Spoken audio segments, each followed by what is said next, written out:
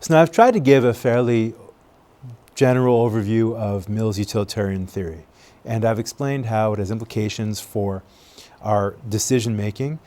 In many cases, we don't have to look the world over to see what is the right action. For many of us, at least, the right action is doing what we are already doing, because that seems to be the best way we have of producing happiness. If what you love is painting, if what you love is writing music, if what you love is planting flowers, then that's probably going to be what you're best at, or at least very good at. And I think Mill would say, keep on doing that, unless there's reason to think that that's causing some terrible unintended harm, for example.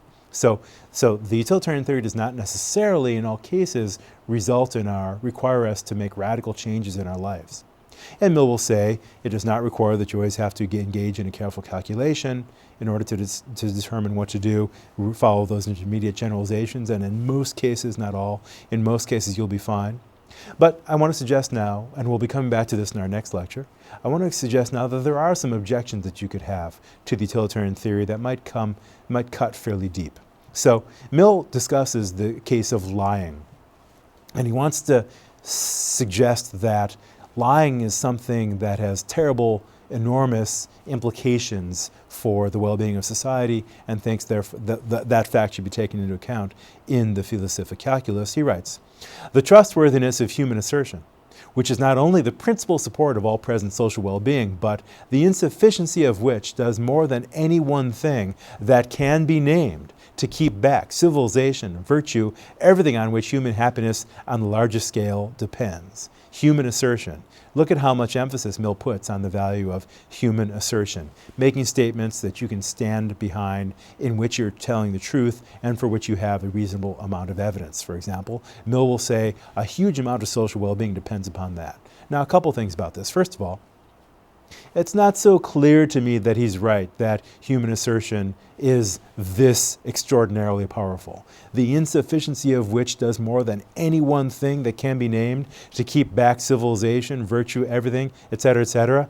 Cancer, before the vaccine, polio, warfare, starvation, etc. There are lots of things that would be pretty good contenders with lying for satisfying the role of doing more than any one thing that can be named to keep back civilization, etc., etc. So I'm suggesting that Mill might be overstating the importance of assertion, but he might nevertheless be right in suggesting that having the ability to rely upon one another's assertions is pretty important for the smooth functioning of society, particularly our means of communication. It is important for us to be able to depend upon one another's statements in order to get around in the world.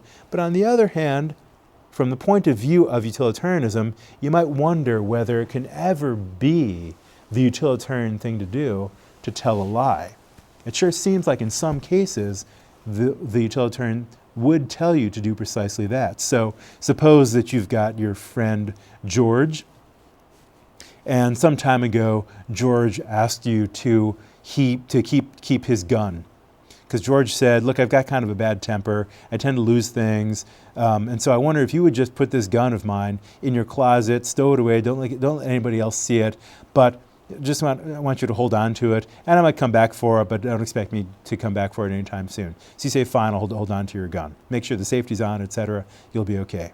A couple months go by, and now George, it's about 3 a.m, you're comfortably in bed, and you hear this terribly loud knocking on your door and yelling and breaking of glass. You carefully open up the door, and there's George, extremely intoxicated, and he's in a terrible state, and he says, I want my gun.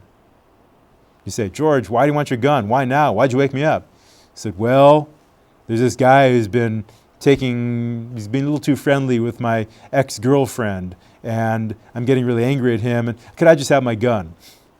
Now, you might in that situation, be justified in saying to him, before you slam the door and lock it, saying to him, I sold it.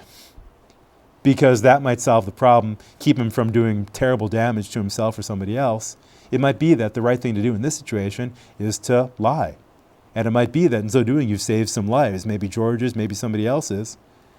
This way, telling a lie might be the morally justifiable thing to do. I'm sure you can imagine other cases of, for example, suppose somebody's on their deathbed it's certain that they're going to be dying within the next hour, and they ask you, for example, to make sure that their library book gets returned to the nearby library. They've got some overdue library books. They're concerned about that. And you say, yes, I promise I will return that book.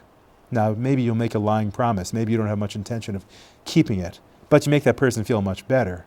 That seems harmless. That seems morally justifiable even, and yet it's a lie.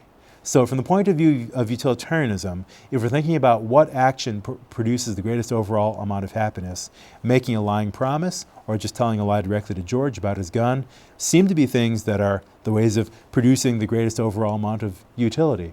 And yet they violate Mill's principle that lying and its corollary, assertion and the trustworthiness of assertion, are absolutely important and fundamental. They're important, but think of it this way: every moral precept, from the point of view of utilitarianism, every moral precept has its price, it seems. That is, it seems like anything you might say to the importance of lying or promise keeping, honesty, integrity, etc., might at some point have to be put under pressure by utilitarian considerations. In our next lecture, we'll come back and consider these problems in some more detail, but for now I wanted to try to give you a general sort of map of some types of ethical theory.